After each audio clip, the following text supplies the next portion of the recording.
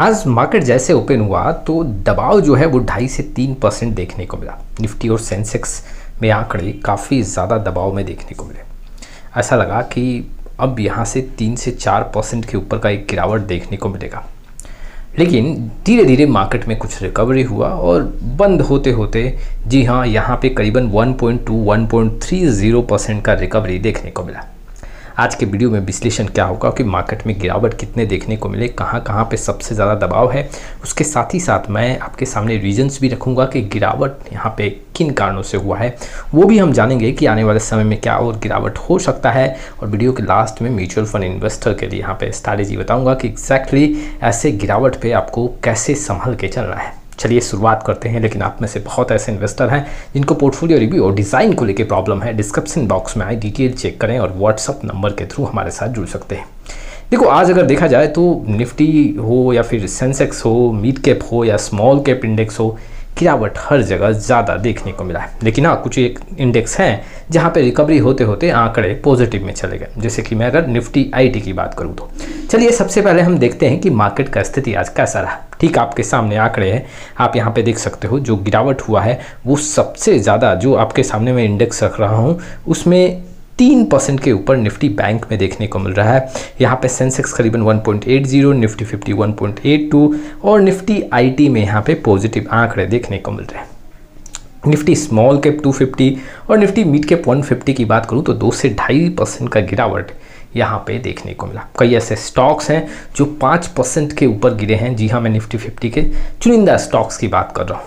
आज दबाव ऐसा देखने को मिला कि शुरुआती दौर में कई ऐसे स्टॉक्स जो हैं स्मॉल कैप के, वो 10 से 12% टूट गए। अब ये गिरावट किन कारणों से देखने को मिल रहा है? देखो, सबसे बड़ा रीज़न जो है, मैं पिछले 3 से 4 वीडियो में इन्वेस्टर के सामने ये तथ्य रख रहा हूँ कि क्रूड ऑयल के प्राइस में जब जब इजाफा देखने को मिलेगा, मार्केट में दबाव बढ़ता जाएगा। और अभी कोई भी वॉर में यहाँ पे कुछ कंट्रोल देखने को नहीं मिल रहा है कि 2 दिन के बाद या 3 दिन के बाद यहाँ पे जो इजराइल अटैक कर रहा है, जो अमेरिका अटैक कर रहा है, क्या यहाँ पे अब ये वॉर ख़त्म होगा?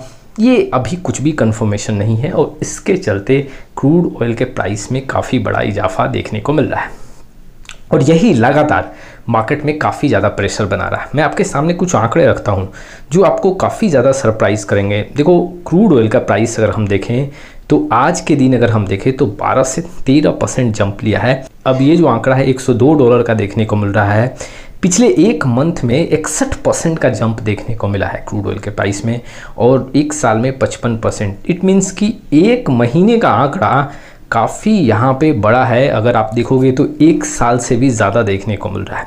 वैसे ही अगर जो ब्रेंट क्रूड ऑयल है वहाँ देखोगे तो वहाँ भी करीबन एक महीने में 51% जंप होता हुआ देखने को मिला है और ये आंकड़े इन्वेस्टर को काफ़ी सरप्राइज़ करेंगे। अगर ये ऐसे ही बढ़ता गया तो एग्जैक्टली मार्केट में दबाव और ज़्यादा देखने को मिल सकता है और सेलिंग का प्रेशर काफ़ी ज़्यादा होगा आने वाले समय में। अब देखो, दूसरा जो रीजन है, सबसे बड़ा एक जो स्ट्रॉन्ग रीजन और निकल के आ रहा है, फॉरेन इन्वेस्टर्स हैं उनका झुकाव सेलिंग की तरफ ज़्यादा है।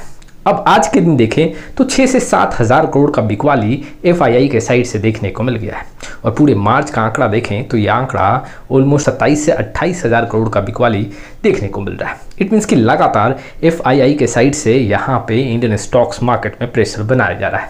सेलिंग काफ़ी ज़्यादा बड़े फिगर में देखने को मिल रहा है, जिससे मार्केट फिर से यहाँ पे नीचे की ओर भागता जा रहा है। देखो, अगर तीसरे रीजन की बात करूँ तो इन्वेस्टर का सेंटीमेंट्स काफ़ी ज़्यादा इन मार्केट को हेल्प करता है।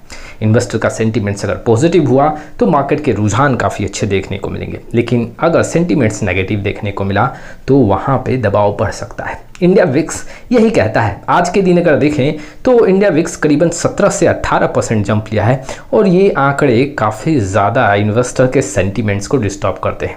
देखो, इंडिया विक्स अगर काफ़ी ऊपर होता है तो इससे हम कह सकते हैं कि जो इंडियन इन्वेस्टर्स हैं या फिर जो इन्वेस्टर्स हैं वो काफ़ी सतर्क होकर पैसा लगा रहे हैं, कम पैसा लगा रहे हैं, बिकवाली ज़्यादा कर रहे हैं, उनका सेंटीमेंट्स काफ़ी नेगेटिव है और यही मार्केट में काफ़ी ज़्यादा और यहाँ पे प्रेशर बनाता हुआ देखने को मिल रहा है। अब किन कारणों से गिरावट हुआ, ये कुछ तो रीजंस मैंने आपके सामने रख लिया, लेकिन क्या आने वाले समय में और गिरावट हो सकता है या फिर मार्केट यहाँ से थमेगा? देखो, एक बात तो तय है कि मार्केट अभी और गिर सकता है। मैं आपको डरा नहीं रहा हूँ और ना ही इस स्टेटमेंट को सुन के आप पैनिक सिचुएशन में आके कुछ भी नेगेटिव डिसीजन लेना। मैं सिर्फ आपको एक सुझाव दे रहा हूँ कि अगर आने वाले समय में कुछ अच्छा स्ट्रैटेजी बना रहे हो तो ऐसा स्ट्रैटेजी बनाना कि जिससे गिरते हुए मार्केट में आपको ज़्यादा नुकसान ना हो। अभी जो क्रूड ऑयल के प्राइस में इजाफा देखने को मिल रहा है, आने वाले समय में और आपको देखने को मिल सकता है, और पिछले एक महीने में सिर्फ 50% का इजाफा है। अगर यहाँ से 30% 40% का और इजाफा देखने को मिलता है तो स्टॉक मार्केट में, इंडियन स्टॉक्स मार्केट में आंकड़े काफ़ी ज़्यादा डिस्टर्ब हो सकते हैं। अब ये तो बात तय है कि गिरावट और होगा जब तक ये मिडिल ईस्ट का जो टेंशन है ये कम ना हो जाए, पूरी तरह से ख़त्म ना हो जाए, और अभी आशंका कुछ वैसा देखने को नहीं मिल रहा है। चलिए अब हम ये समझते हैं कि इस गिरावट में म्यूचुअल फंड इन्वेस्टर को क्या करना चाहिए। इन्वेस्टर मेरे से यहाँ पे क्वेरी जनरेट कर रहे हैं कि क्या अभी हमें लमसम बहुत बड़े अमाउंट के साथ करना चाहिए। देखो, आप अपने बजट के अकॉर्डिंग करो। ऐसा नहीं है कि आपके पास मान लो 5 लाख है तो 5 लाख आप वन शॉट में पार्क कर दिए। आप अपने बजट के अकॉर्डिंग थोड़ा थोड़ा इन्वेस्ट करो। देखो, इस गिरावट में कोई भी आपको ये नहीं बता सकता कि ये जो लेवल है इस लेवल से मार्केट नीचे नहीं जाएगा। क्यों? क्योंकि जो कि मैंने एक बहुत ही स्ट्रॉन्ग पॉइंट बताया क्रूड ऑयल के प्राइस को लेके, अभी जो मार्केट में और दबाव होगा तो ऐसे सिचुएशन में आपको धीरे धीरे लमसम करना चाहिए। जी हाँ, 2%, 3%, 5% की गिरावट पे, गैप पे आपको धीरे धीरे लमसम करना चाहिए। हर दिन लमसम करने का मैं स्ट्रैटेजी यहाँ पे एडवाइस नहीं करूँगा। हाँ, SIP करते हो, डेली SIP का एक आपका स्ट्रैटेजी है तो वो आप डेली SIP कर सकते हो, बट लमसम के लिए आप कम से कम एक लमसम से दूसरे लमसम में कम से कम 3 से 5% का गैप रखें।